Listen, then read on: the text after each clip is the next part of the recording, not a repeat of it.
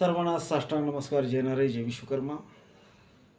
आपला सेवक समाजातील संघर्षत्री राजेश पंडित रेणापूरकर आपल्या सर्वांना कळकळीची विनंती करण्यासाठी हा व्हिडिओ करत आहे. माझ्या मायबाप समाज बांधवांनो, गेले अनेक वर्ष आपण समाजकार्यामध्ये सातत्यानं कार्यरत आहोत. याच अनुषंगाने आपण समाज बांधवांच्या साक्षीने, सन्मानित समाज बांधवांच्या साक्षीने आपण गतवर्षी 23 जूनला सोनार हक्क परिषद महाराष्ट्राच्या संघटनेची स्थापना देखील केली. ही स्थापना केली असताना आपण खरोखरच राज्यभरामध्ये विखुरलेल्या सकल सोनार समाजाला एक संघ आणावं, एकत्रित आणावं. विखुरलेल्या सोनार समाजाच्या ज्या सामाजिक समस्या आहेत त्या समस्यावर सोनार हक्क परिषद महाराष्ट्राच्या या संघटनेच्या माध्यमातून कार्यरत आपण सर्वांनी राहावं, हा विश्वास देण्यासाठी आपण सर्वजण एकत्रित आलोत आणि या संघटनेची स्थापना केली. संघटनेची स्थापना झाली. 7-8 महिने या संघटनेचं काम अगदी जोमात चालू होतं. वेगवेगळ्या भागामध्ये सोनार हक्क परिषदेचा कार्यकर्ता निर्माण होत होता, कार्यकर्त्याचे नेते तयार होत होते, नेत्याचे मार्गदर्शक, अशी कितीतरी समाज बांधव, ज्येष्ठ श्रेष्ठ आणि माता भगिनी, युवक युवती देखील या संघटनेमध्ये प्रामुख्यानं सन्मानपूर्वक आजही येत आहेत, त्यावेळेसही येत होती. परंतु मध्यंतरीच्या काळामध्ये काही कारणास्तव या संघटनेची जी वाढ व्हायला पाहिजे होती ती झाली नाही. जो संघटनेचा विस्तार अतिशय जोमाने व्हायला पाहिजे तो झाला नाही. याला काही प्रमाणात माझा देखील त्यात दोष असेल. मी आज विश्वास देण्यासाठी हा व्हिडिओ मुद्दाम करत आहे. सोनार हक्क परिषद महाराष्ट्राच्या कार्यकारिणीमध्ये आपण ज्या सन्माननीय समाज बांधवांना आणि माता भगिनींना सन्मानपूर्वक सोबत घेतलं होतं, ती सर्वच सन्माननीय मंडळी आजही विचाराने आपल्यासोबत आहेत, उद्याही राहतील.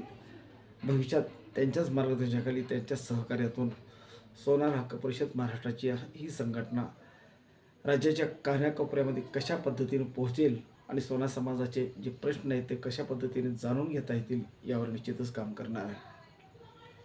जिसकी संख्या भारी उसकी सत्ता में भागीदारी. आपण संख्येनं जरी आपण बलाढ्य असो तरी देखील आपण विखुरलेले आहोत, विस्तारलेल्या स्वरूपात आहोत, एकसंघ नाहीत. त्यामुळं आपले प्रश्न मार्गी लागत नाहीत. आपले प्रश्न लोकप्रतिनिधी समजून घेण्यासाठी त्यांची मानसिकता देखील नसते. यासाठी आपण एकसंघ झालं पाहिजेत, एकत्रित आलं पाहिजेत आणि समाजाचे प्रश्न सोनार हक्क परिषद महाराष्ट्राच्या सर्वशक्तीय विचाराच्या संघटनेच्या माध्यमातून ते सुटले पाहिजेत आणि समाजाच्या सुखदुःखामध्ये सहभागी होणारे समाजामधले कार्यकर्ते, समाजसेवक शेवटच्या घटकापर्यंत कशा पद्धतीने पोहोचतील या पद्धतीने त्याचं नियोजन लावून निश्चितच सोनार हक्क परिषद महाराष्ट्राच्या संघटनेचा झेंडा हा महाराष्ट्रावर फडकल्याशिवाय राहणार नाही. सोनार समाज आज खऱ्या अर्थानं एका विशिष्ट अशा परिस्थितीतून मार्गक्रमण करत आहे. सोनार समाजाचे प्रश्न अनेक आहेत. देशभरात, राज्यभरामध्ये स्वर्णकार समाज, सोनार समाजाच्या अनेक संघटना, त्यांचं देखील आदर्शवत कार्य आहे. त्यांच्या कार्याचा आदर्श आपल्या डोळ्यासमोर ठेवून आपण देखील छोटंसं रोपटं आपल्या ग्रामीण भागातून त्याची सुरुवात करावी. मराठवाड्यासारख्या मागासलेल्या भागातून सुरुवात करावी आणि पश्चिम महाराष्ट्र असेल, विदर्भ असेल, खानदेश असेल, उत्तर महाराष्ट्र, या सर्वच भागातून त्याला आपण प्रतिसाद मिळवावा. त्या भागामध्ये सन्मानपूर्वक समाज बांधव त्यांना सन्मानाने संधी देऊन या सोनार हक्क परिषद महाराष्ट्राची या संघटनेमध्ये सामील करून घ्यावं.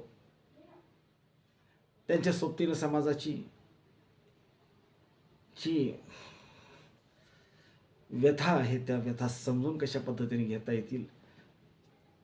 समाजाच्या व्यथा समजून घ्यायचं तर आपला सोनार हक्क परिषदचा कार्यकर्ता शेवटच्या घटकापर्यंत पोहोचणार असला पाहिजे, समाजाच्या सुखदुःखामध्ये सहभागी होणार असला पाहिजे. तरच या संघटनेची वाढ होत असते. जोपर्यंत आपण समाजाचे प्रश्न सोडून सोडविणार नाहीत किंवा सोडवण्याची मानसिकता पण ठेवणार नाहीत, त्यांचे प्रश्न समजून घेणार नाहीत, तोपर्यंत समाजातला शेवटचा घटक समाज बांधव असतील, माता बहिणी असेल, तोपर्यंत या संघटनेला जोडले जाणार नाहीत. यासाठी आपण सोनार हक्क परिषदेची गती निश्चितच आपण तुमच्या सर्वांच्या माध्यमातून वाढवणार आहोत. संघटनात्मक कार्य, वेगवेगळ्या भागामध्ये बैठका, त्या जिथं कोणी पोहोचलं नसेल अशा ठिकाणी आपण पोहोचण्याचं काम आपण सोनार हक्क परिषदेच्या माध्यमातून करू. हे काम एकट्या दुकट्याचं नाही, हे टीमचं कार्य आहे आणि टीमनं आपण निश्चितच संघटनेची वाढ करूयात. ज्येष्ठांचा आशीर्वाद, ज्येष्ठांचे मार्गदर्शन घेऊन या संघटनेमध्ये विद्यमान जे आपले सर्वच राज्य समन्वयक आहेत, या सर्वांना विश्वासात घेऊन आपण पुढे जाऊयात. धन्यवाद. यासाठी वेगवेगळ्या भागात लवकरच आपण संपर्क अभियान दौरा देखील करणार आहोत. या दौऱ्यादरम्यान आपला मोबाईल नंबर, त्याचबरोबर आपले नाव, गाव, पत्ता हे आम्ही नमूद करून घेऊन, किंवा मी म्हणण्यापेक्षा वेगवेगळ्या भागात माझ्यासारखे असंख्य कार्यकर्ते निश्चितच येतील आणि आपण देखील तेव्हा सहकार्य करावं आणि सोनार हक्क परिषद महाराष्ट्राची या संपर्क अभियानाला आपलं देखील सहकार्य, साथ लाभावी यासाठी आपल्याला कळकळीची विनंती करतो. आपणच आपल्या प्रश्नासाठी आता पुढे यावं लागेल. सोनार समाजाच्या हक्काचं व्यासपीठ, तिथं शाखाभेद नाही, कुठलाही शाखा असो, आमची शाखा एकच असेल, सोनार यांना मूळ बॅनरखाली आपण एकत्र आलं पाहिजेत. शाखीय विचार बाजूला ठेवून सामाजिक विषयावर आपण एकत्र येऊन समाजाचे प्रश्न कसे मार्गी लागतील यासाठी सातत्यानं आपण सर्वजण मिळून कार्यरत राहूया. मी समाजाचा, समाज माझा ही संकल्पना मनामध्ये रुजवण्यासाठी आपल्या सर्वांचं सहकार्य अपेक्षित आहे आणि ते सहकार्य मिळेल हा विश्वास देखील या निमित्ताने व्यक्त करतो. या ठिकाणी थांबतो. जय हिंद, जय महाराष्ट्र.